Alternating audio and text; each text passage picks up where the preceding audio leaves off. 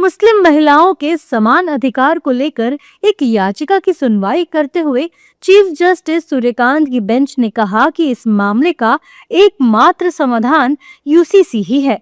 Supreme court की इस टिप्पणी के बाद से सियासी हलचल तेज हो गई है। सुप्रीम कोर्ट की इस टिप्पणी का एनडीए के नेताओं ने समर्थन किया है। देखिए, आज़ादी के अमृत काल में कॉमन सिविल कोड का अमृत निकलना देश के हित में है। और मैं आज़ादी के अमृत काल में कॉमन सिविल कोड का अमृत निकलने की बात इसलिए कह रहा हूँ कि जो संविधान के आर्टिकल 44 में हमारे संविधान निर्माताओं ने जो दिशा निर्देश दिया है समान नागरिक कानून की दृष्टि से, उसको जो है वो उस पर आगे बढ़ने की ज़रूरत है।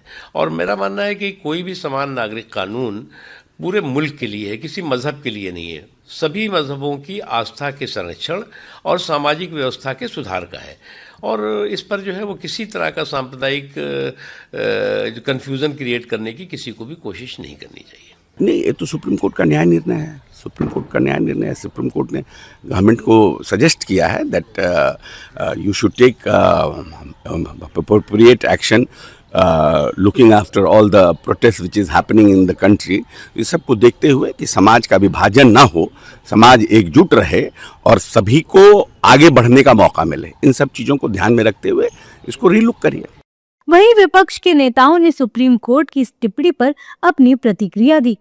यूसीसी लागू करने से पहले बहुत सारे स्टेक होल्डर्स हैं जिनसे बात करने की ज़रूरत है और हर वर्ग को साथ में लेने की ज़रूरत है कि यूसीसी की आड़ में जैसे यूजीसी गाइडलाइंस आई, यूजीसी गाइडलाइंस की आड़ में फिर से ध्रुवीकरण कैंपसेस पे लाए।